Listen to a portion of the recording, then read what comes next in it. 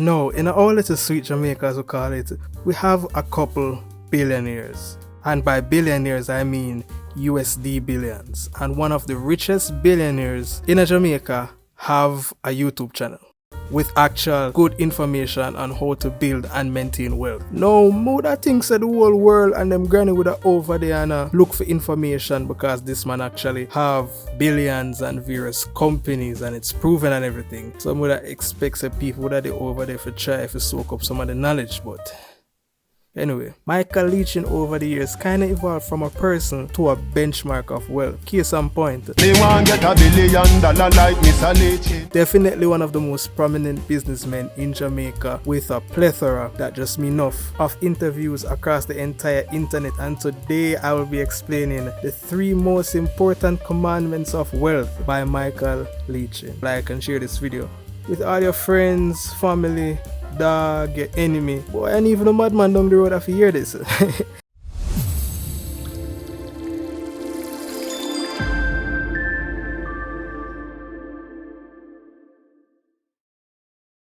Commandment 1.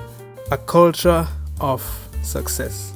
You ever wonder why for the most part people tend to par around other people where have similar qualities and mindset, you know, like thief power with thief, criminal power with criminal, teachers with teachers, influencers with influencers, etc. This is a common thing because humans are naturally creatures of community, meaning we love group up. The downside of this, unfortunately, is that we tend to adopt qualities from the group we hang around, even the negatives. So Mr. Leachin encourages us to create a culture of success. We always hear the phrase that till we're tired. You are the sum of the 5 closest friends, or show me your friends and I'll show you who you are. And although them overused and we hear them until we're tired, for the most part are true, absolutely facts. To ensure success in your life, you need to create a culture, meaning a way of life and how you do things, of success around yourself. That includes how you handle situation, who you spend most of your time around, and more importantly nowadays, who you listen to and what type of content you consume. Because most content seek to entertain,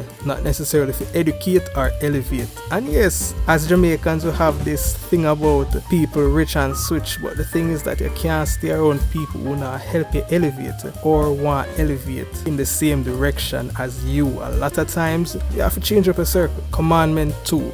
Life is not linear, meaning that everything not always go in a straight line. You see me? Of course, we know that life not always go the straightforward way and smooth every day. But another time attack, he was referring to the relationship between the work you put in and the results you get. People naturally think as long as you put in the work, just put in the work and everything are going to be a success and you're going to be successful. That right there is a big lie. A lot of people work hard and never see any results. Maybe they're not putting in work the right way or them are focused on the wrong work. But work doesn't equate or equal to results. Proper work done equal to proper results. And the thing is, proper work doesn't necessarily mean a lot of work, because as students of wealth, we have to work smart and hard to get success the quickest. Not everything go according to plan, and the quality of your work determines the quality of your results. Commandment 3. The compound effect. Now, I'm sure as Jamaicans we always hear every mickle make a muckle, or one cocoa full basket, and well, there's a little science to it. Albert Einstein once said that compounding or compound interest is the 8th wonder of the world. Without going into too much science or equation, compounding is basically when small increments or deposits eventually add up to tremendous results. For example, you have a youth. You know him want to become a footballer or a soccer athlete, as they would say. Now, him not the tallest, fastest, or skillest. You know him not quick like Mbappe or as tactical as De Bruyne, but all him have is time. So he practices every day, study his position, the fundamentals of the game, how to move and progress with the game. You know the basics. And then after practicing and playing, he progress up the ladder until he is a professional and then go on to play for overseas clubs and then eventually the national team. What this young man did was he realized his weaknesses and incrementally got better.